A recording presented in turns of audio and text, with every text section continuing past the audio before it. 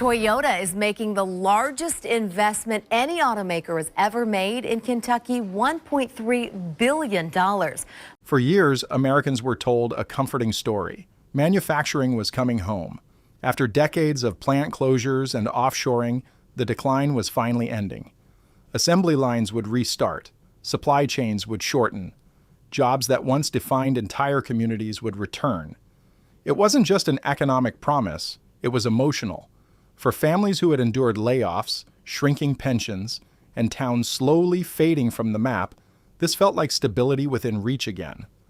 Political leaders reinforced the message. Trade policy was framed as protection. Build in America, hire in America, secure America's future. For a moment, it sounded believable. Workers made plans around it, mortgages were signed, kids were sent to college on the assumption that these jobs would last. Entire lives were structured around the idea that the factory would still be there decades from now. But today, inside some of America's most important auto plants, that promise is quietly unraveling. From the outside, many facilities still appear operational. The lights are on. Cars still roll off the line. Parking lots aren't empty. But inside, the change is unmistakable. Conveyor belts move more slowly. Entire sections of factory floors sit dark during hours that once buzzed with activity. Overtime has vanished. Shift schedules change from week to week. Break rooms that were once loud are now subdued. Conversations are shorter, more careful. No one says it out loud, but everyone is thinking the same thing. How long does this last?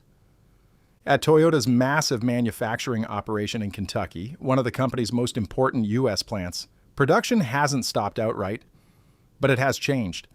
Certain models that once anchored the plant's output are gone.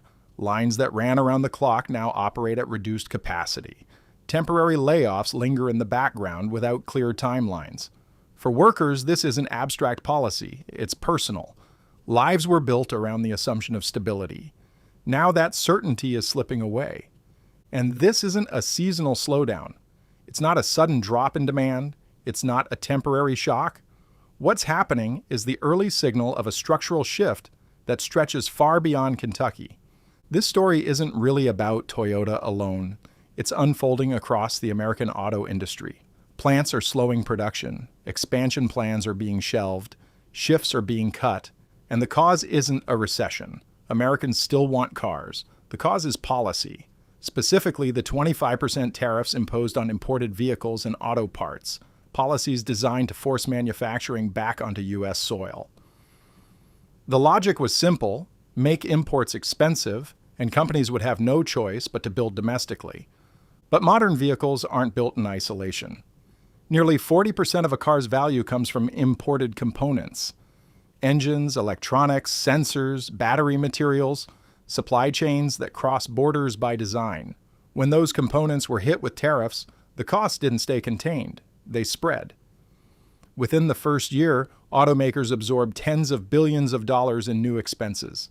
Steel, aluminum, and copper prices surged. Each vehicle assembled in the United States carried thousands of dollars in extra costs before it ever reached a showroom.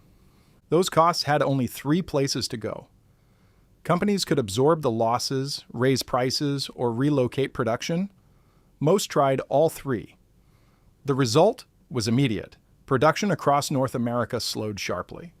Assembly lines that once ran continuously began operating at levels normally associated with economic crises.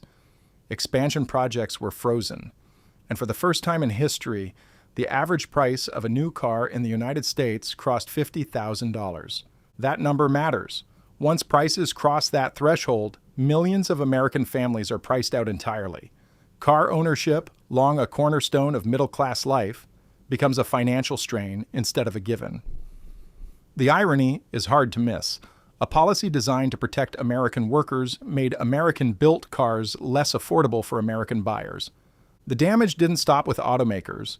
More than 500 U.S. suppliers, many of them small and mid-sized businesses, suspended operations or shut down altogether. These weren't multinational giants with global buffers. They were family-owned manufacturers, machine shops, logistics operators, companies tied directly to the health of U.S. auto plants. When production slows, they collapse first. Truck routes empty. Warehouses sit idle. Towns built around manufacturing quietly begin to hollow out, one contract at a time. As contraction took hold in the United States, a different story was unfolding just across the border. Canada made a different choice. While American trade policy shifted quarter by quarter, Ottawa offered stability, long-term energy planning, trade agreements that allowed vehicles built in Canada to move freely into global markets, regulatory frameworks designed to last decades instead of election cycles. Automakers noticed. Honda committed billions of dollars to a massive electric vehicle and battery complex in Ontario, one of the largest investments in its history. Toyota expanded its Canadian presence, leveraging trade agreements that provide tariff-free access to Europe, Japan, and beyond. What developed wasn't a random collection of factories, but a coordinated strategy built on clean energy, predictable regulation, and open trade. Canada didn't out-innovate the United States. It outplanned it. In an industry where survival depends on long-term certainty, predictability became its strongest advantage. Today, Japanese automakers produce nearly half of all vehicles built in Canada. These aren't temporary moves. They are supply chains, research centers, and battery networks designed to anchor production for years to come. Every one of those investments represents a factory that didn't open in Ohio, Michigan, Tennessee, or Kentucky. Toyota hasn't announced a dramatic exit from the United States, but the warning signs are visible. North American operations have shifted from profit to loss. Forecasts have been lowered. Executives have openly warned that protectionist policies don't preserve jobs. They move them. Facilities that once operated nonstop now sit partially idle. Suppliers are cutting shifts or closing entirely. Auto haulers report some of the lowest shipment volumes in more than a decade. State officials, aware of what's at stake, remain largely silent. This isn't a collapse. It's something more dangerous, a gradual relocation of industrial gravity. Manufacturers facing higher costs have few options. They can take the losses, raise prices, or move. Increasingly, they are choosing to move. Analysts warn that if these trends continue, the United States could lose a significant share of North America's auto supply chain, while Canada gains a leading role in electric vehicle and battery production. Adding to the uncertainty is the legal challenge now surrounding the tariffs themselves. Courts are questioning whether the executive branch even had the authority to impose them. Judges have raised concerns that tariffs function as taxes, powers explicitly granted to Congress. The statute cited to justify the policy doesn't even mention tariffs. If the courts overturn the policy, the aftermath could be chaotic. Refunds, lawsuits, and years of uncertainty. But for manufacturers, the damage is already done. Investment depends on clarity. When rules change and the law is unclear, companies hesitate. And when they hesitate, they look elsewhere. Canada has been waiting. The larger lesson for the United States is difficult but clear. Industrial strength isn't built on slogans. It doesn't come from barriers alone. It relies on strategy, resilient supply chains, and trust that today's rules will still make sense tomorrow.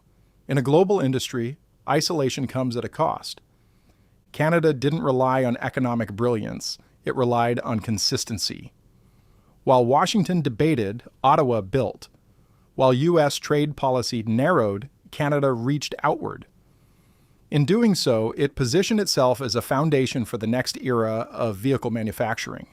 The United States still has the resources, the people, and the innovation to compete. But time matters. Each delayed investment, each closed supplier, each idle factory floor shifts the center of gravity farther away. This isn't a single crisis. It's something slower, quieter, and more lasting.